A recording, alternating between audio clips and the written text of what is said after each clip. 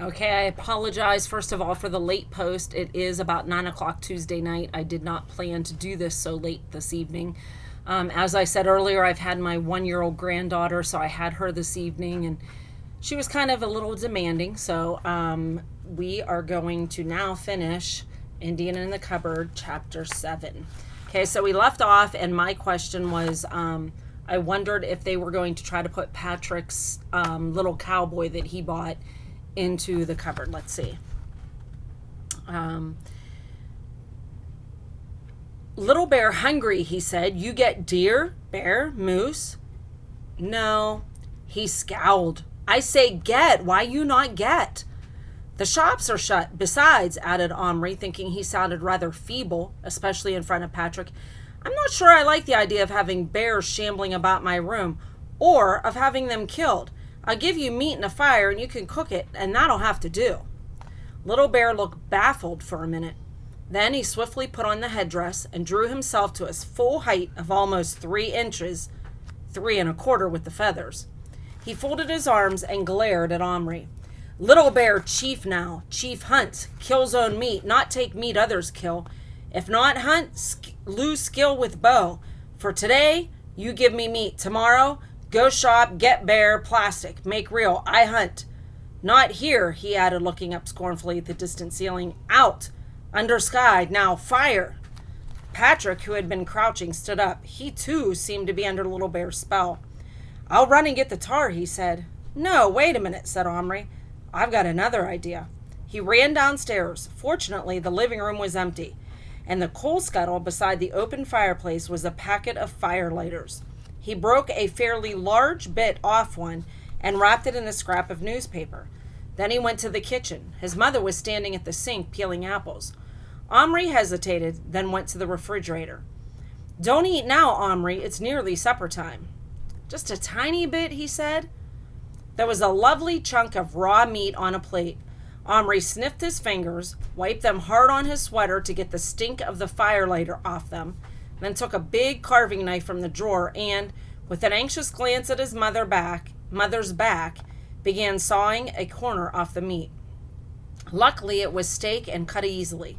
Even so, he nearly had the whole plate off the shelf and onto the floor before he got his corner off. His mother swung around just as he closed the refrigerator door. A tiny bit of what? She asked. She often reacted late to things, he said. Nothing, Omri said, hiding the raw bit of meat in his hand. Mom, could I borrow a tin plate? I haven't got such a thing. Yes, you have, the one you bought at Deal to go camping. That's in Adil's room somewhere. I haven't got it. A tiny bit of what? But Omri was already on his way upstairs. Adil was in his room, he would be, doing his homework. What do you want the moment he asked the second Omri crept in. That plate, you know, your camping one. Oh, that, Adil said, going back to his French. Well, can I have it? Omri asked. Yeah, I suppose so. It's over there somewhere. Omri found it eventually in an old knapsack covered with disgusting bits of baked beans, dry and hard as cement. He hurried across to his own room. Whenever he'd been away from it for even a few minutes, he felt his heart beating in panic as he opened the door for fear of what he might find or not find. The burden of constant worry was beginning to wear him out. But all was as he'd left it this time. Patrick was crouching near the seed tray. Little Bear was directing him to take the tops off several of the jars of poster paint, while he himself fashioned something almost too small to see. It's a paintbrush, whispered Patrick. He cut a bit off of his own hair, and he's tying it to a tiny scrap of wood he found, about the size of a big splinter. Pour a bit of paint into the lid so he can reach to dip, said Omri. Meanwhile, he was scraping the dry beans off the plate with his nails. He took the fragments of firelighter and the twigs out of his pocket and arranged them in the center of the plate. He washed the bit of meat in his bedside water glass. He'd had a wonderful idea for a spit to cook it on. From a flat box in which his first erector set had once been neatly laid, but which was now in chaos, he took a rod ready bent into a handle shape and pushed his through the meat. Then, from small bits of the set, he quickly made a sort of stand for it to rest on, with legs each side of the fire so that the meat hung over the middle of it. Let's light it now, said Patrick, who was getting very excited again. Little Bear, come and see your fire, said Omri. Little Bear looked up from his paints and then ran down the ramp across the carpet and vaulted onto the edge of the plate. Omri struck a match and lit the firelighter, which flared up at once with a bluish flame, engulfing the twigs and the meat at once. The twigs gave off a gratifying crackle while they lasted, but the firelighter gave off a very ungratifying stench, which made Little Bear wrinkle up his nose. Stink, he cried, spoiled meat. No, it won't, Omri said. Turn the handle of the spit, Little Bear. Evidently, he wasn't much used to spits, but he soon got the hang of it.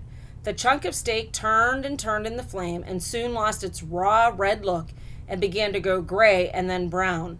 The good juicy smell of roasting beef began to compete with the spirituous reek of the firelighter.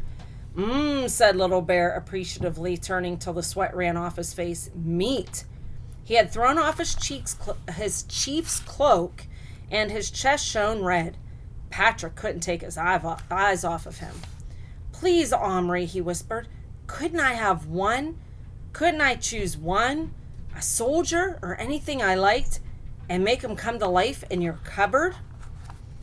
So that is the end of chapter 7. So chapter 8 is called, let me flip my screen here, Cowboy.